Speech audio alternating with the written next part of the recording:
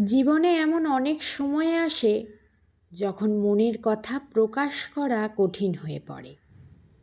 হয়তো কিছু অনুভূতি এতটাই গভীর যে সেগুলো শব্দে প্রকাশ করা যায় না, কিংবা কিছু অভিজ্ঞতা এতটাই জটিল যে বোঝানোর জন্য যতই চেষ্টা করা হোক শুনতে পাওয়া মানুষটি হয়তো বুঝবে না। তখন আমরা চুপ করে থাকি। চুপ থাকা কোনো দুর্বলতা নয়, বরং এটি আত্মনিয়ন্ত্রণের একটি গুরুত্বপূর্ণ দিক। কখনো কখনো চুপ থাকার মধ্যে লুকিয়ে থাকে অগণিত শব্দ, মনের গভীর বেদনা কিংবা অজস্র অপ্রকাশিত গল্প। আমরা হয়তো জানি কেউ যদি আমাদের কথা বুঝতে না পারে তবে সেসব বলারও কোনো মানে নেই, বরং চুপ থাকা আমাদের মানসিক শান্তি বজায় রাখে।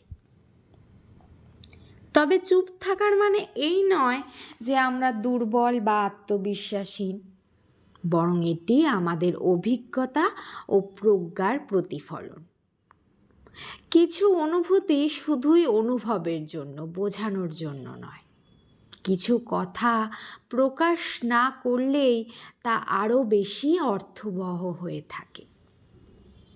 তবুও চুপ থাকা সবসময় সঠিক সমাধান নয়।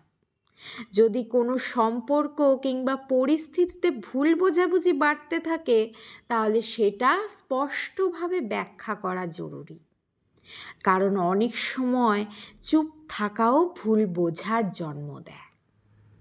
তাই কখন কথা বলতে হবে আর কখন চুপ থাকতে হবে সেটি বুঝতে শিখুন, কারণ শব্দের মতোই নীরবতাও এক ধরনের ভাষা, যা কেবল বোঝার ক্ষমতা থাকা মানুষের জন্য। কলমে নাহিদা বিশ্বাস, কণ্ঠে প্রিয়া রায়।